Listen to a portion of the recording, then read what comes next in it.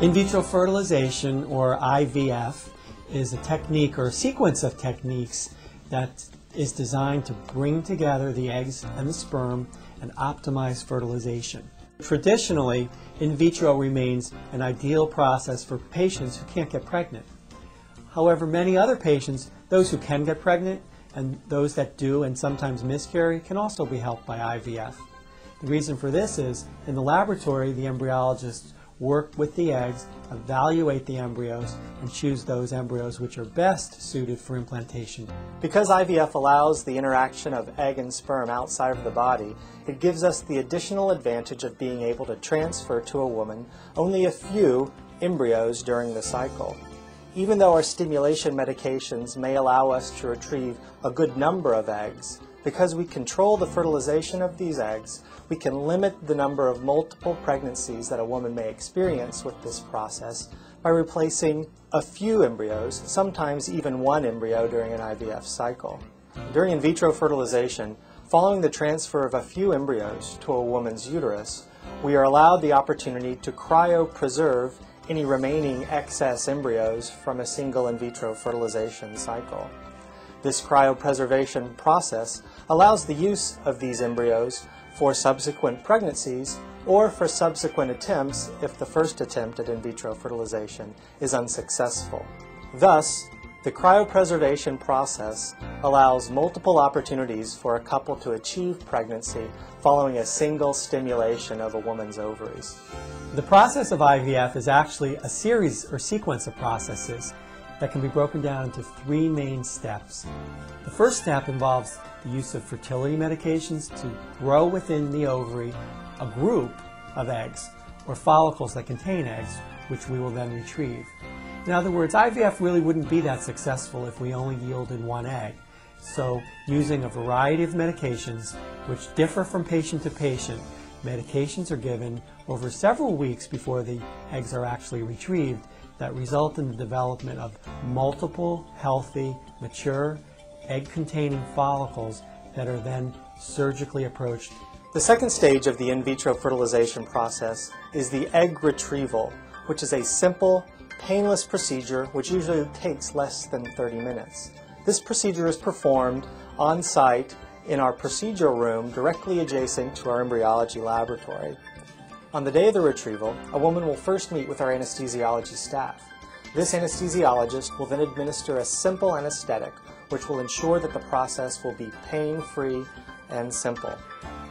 The process itself is performed under ultrasound guidance, at which time a small needle is inserted through the upper wall of the vagina and directly into the ovary.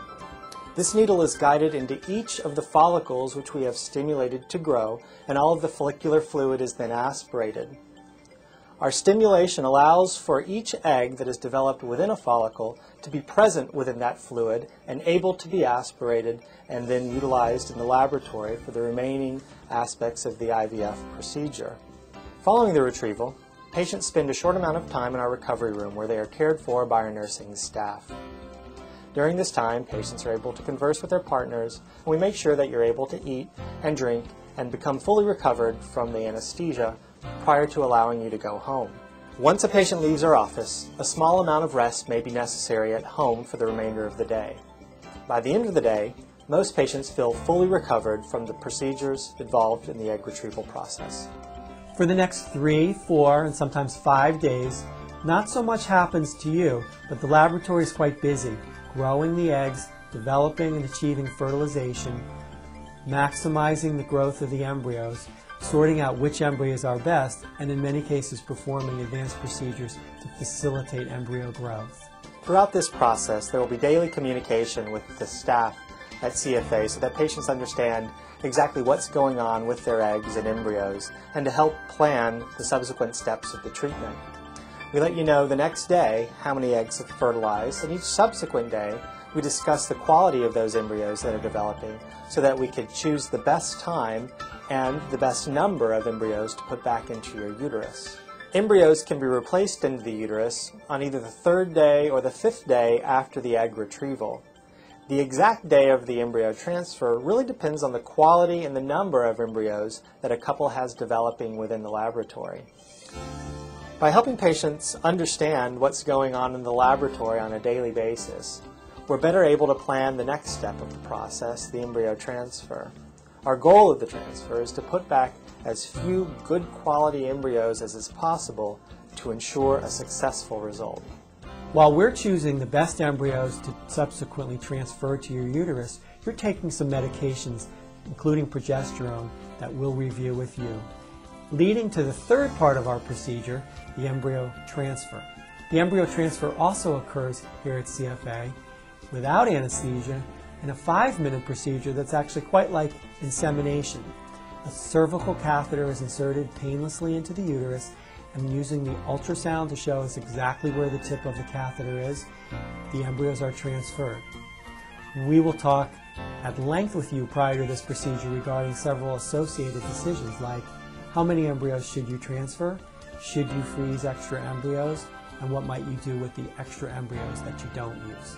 We know IVF can seem complicated and even scary at times, but we want to assure you that we break it down into very simple, understandable, doable segments and spend much time with you explaining each step of the way before you undergo it. We have individualized classes that one-on-one explain to you the approach that we choose for you, and at which time any questions can be asked.